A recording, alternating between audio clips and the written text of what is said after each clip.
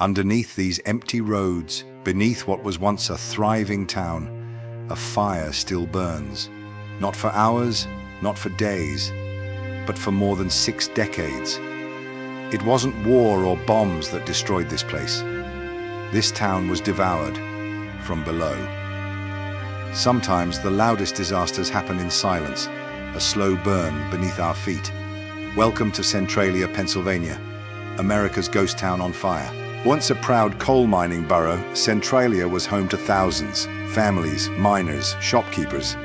But in 1962, a fire was lit that would never die. A routine landfill burn went wrong. The flames slipped underground into a labyrinth of coal veins. And from that moment, Centralia began to vanish, house by house, street by street, until only smoke remained. The town had burned trash pits before. It was ordinary. But this time, the fire wasn't fully extinguished. Heat traveled downward into the abandoned mine shafts. Once the coal caught, there was no turning back. Firefighters tried flooding the tunnels, sealing airways, even digging trenches. But every time they thought it was over, the fire simply found another path. The fire spread for miles underground, melting rock, cracking roads, and releasing toxic gas. Route 61, once Centralia's lifeline, began to buckle and smoke. Then came the moment no one forgot. In 1981, 12-year-old Todd Domboski fell into a sinkhole that suddenly opened beneath his feet. The hole was more than 100 feet deep, spewing smoke and deadly gas. He clung to roots until rescuers pulled him out, alive, but forever shaken. For residents, the danger was invisible but constant. Jack, a former resident, remembers, "The scariest things are the sinkholes. You step outside, and the ground just collapses." Another local recalls, "One morning the grass turned brown and our cat vanished. When we looked, the earth had opened up. People began coughing, smelling gas in their basements. The air was poisoned, the ground too unstable to trust. And one by one, the families that built Centralia were forced to leave."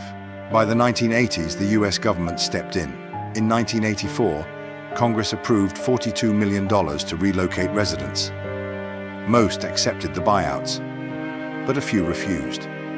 They stayed behind, fighting for their homes even as the earth smoldered beneath them. By 1992, the state seized what was left under eminent domain. Homes were torn down, foundations buried, signs removed. Centralia was erased from maps. But some stories refused to be buried.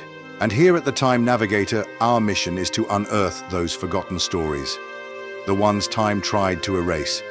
If you believe history's hidden truths deserve to be told, hit subscribe and join the journey. Let's bring the past back to light, together. Today, Centralia is a ghost town, but the fire still rages beneath it.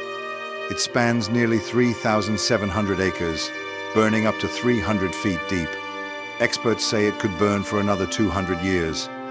Visitors wander the infamous graffiti highway, the cracked remains of Route 61. For some, it's a strange curiosity. For others, a pilgrimage to the real-life Silent Hill, the horror series inspired by this very town. Yet amid the ruins, one building stands untouched, the Assumption of the Blessed Virgin Mary Church. Built on solid rock, it still holds services, a symbol of faith and defiance above an eternal flame. What began as a small mistake became a slow apocalypse.